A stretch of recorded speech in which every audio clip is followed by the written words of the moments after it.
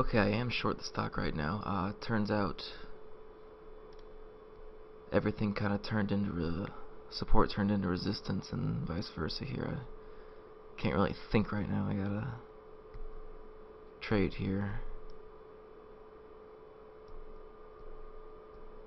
Very nice breakdown.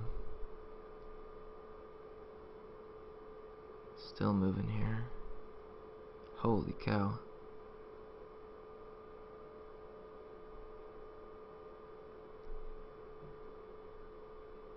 Alright, took half.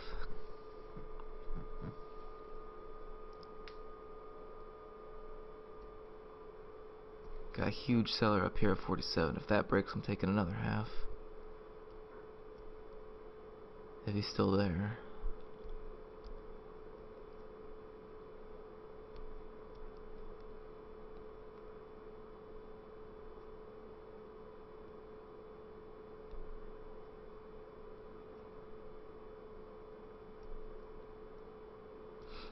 What a move.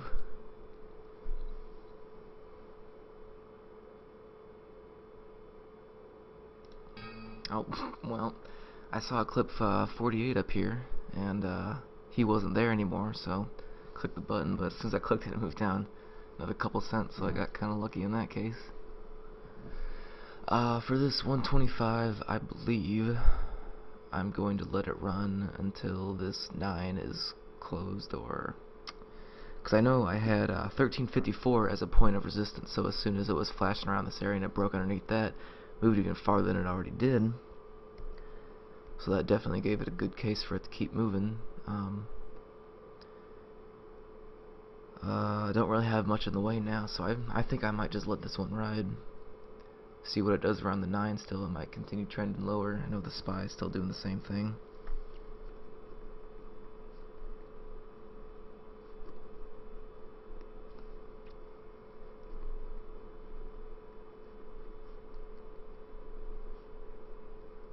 I'm actually a little disappointed because as soon as I clicked the button to short sell this, it already, I mean, as soon as I clicked it, I got filled, and it was hovering around this 70 area. And then for whatever reason, OBS wouldn't turn on, so I didn't catch myself entering the trade. That would have been something interesting to pay attention to, but just kind of got the rest of the trade instead.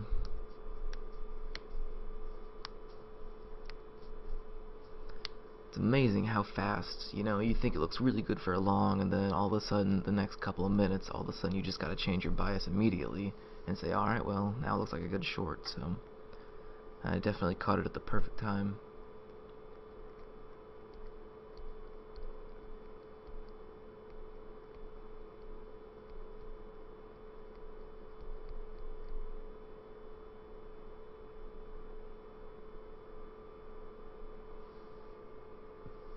Looks like it's making another push here. I hate to take another half and just have, you know, 63 shares on a stock that, you know, barely moves 10 cents as it is. It's not really going to do too much for me, so this will be my last position size. I'll just buy the half or the rest whenever. Alright, if we're going to break low a day here, looks like it's going to keep moving. Alright.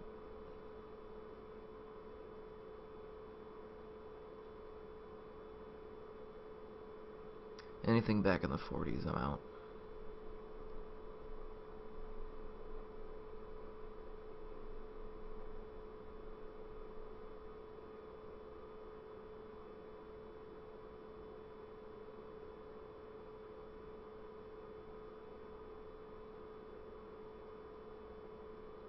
Got some buyers coming in. This might be it right here.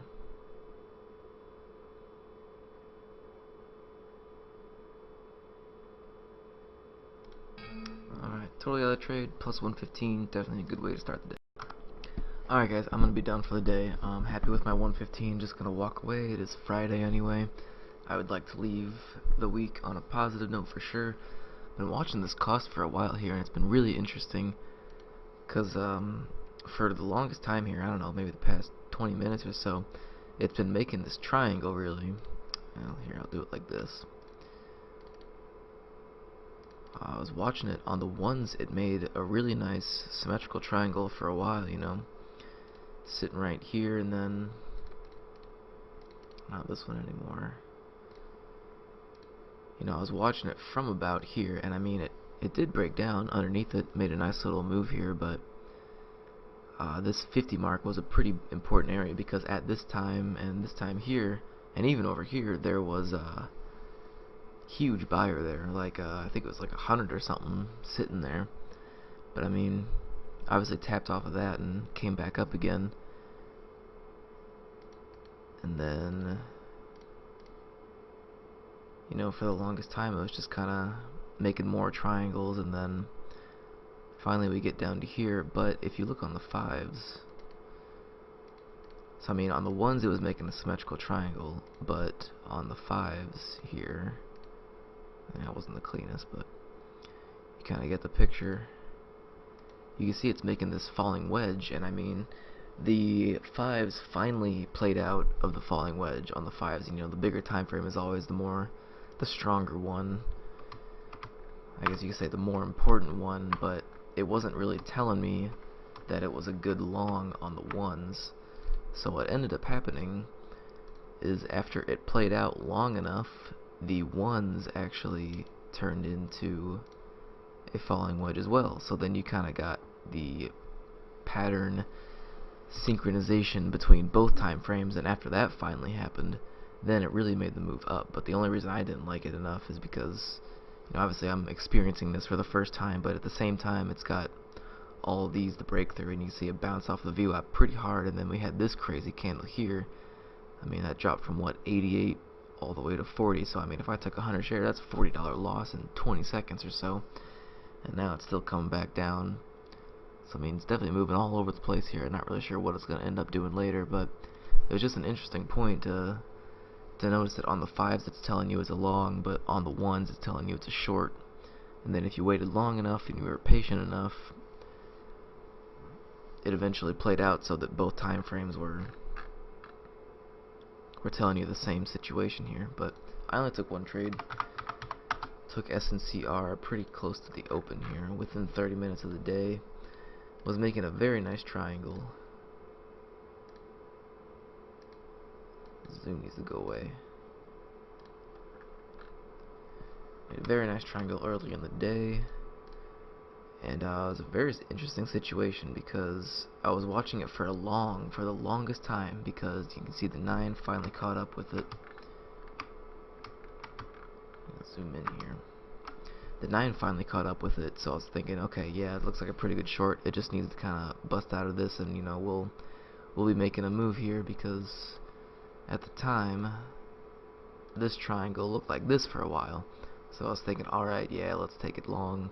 You know, I'll take in half size here, and then I'll add the next half if it breaks this 90. But didn't reverse back pretty hard, so then I was looking at it like this. I was like, alright, well, made this really nice move, down move here. The 20 finally caught up, so it bounced off of this 20. So it still looks like a good long, because you can see the next candle obviously came all the way back up to the trend line again. And then it just kind of hovered around the area. It didn't really break out enough for me to want to enter it. I think I had an order in at 84. Yeah, you see I kept lowering it here. I started at 93, 86, and then 91, 86 again, 85, 85, 82, trying to get it long on this, but it just kept really not breaking out. So still looking at it, and then we get this huge hanging man here. And I was like, okay, well, it obviously isn't going to break out for a long, or at least it doesn't want to, so I'll switch it short. So I mean, I had my stop limit long up here, but at the same time I put in my short, and as soon as I clicked that sell button, it immediately got me in on this candle here, and it broke underneath all the VWAP, the 20 and the 9, and it got it. I actually wanted to get in at 67, save myself a couple pennies, but luckily I had my limit at 65, so I ended up getting the full shares. Otherwise I might have even missed that trade. But I mean, it made a really nice, super quick move down. I ended up getting all the way down to 2 here. Took my first partial at 41, then I told myself, alright, let the rest ride till it breaks the 9. Then it started making a new low day. I was like, alright, well, if it's going to make a new low day, then I'll just take my profits down there.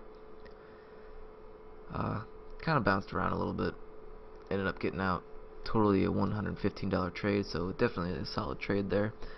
Just kind of interesting because that was also the first time I've ever had a situation where I was thinking long, long, long, long, long, and then at the very last second I was like, alright, well, I'll go short, and then as soon as I clicked the button, had to move just like that. So definitely had the right idea on that one.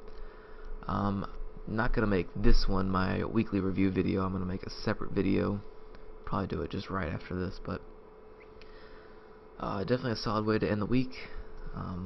Can't complain at all. So I will be back again on Monday, and thanks for watching.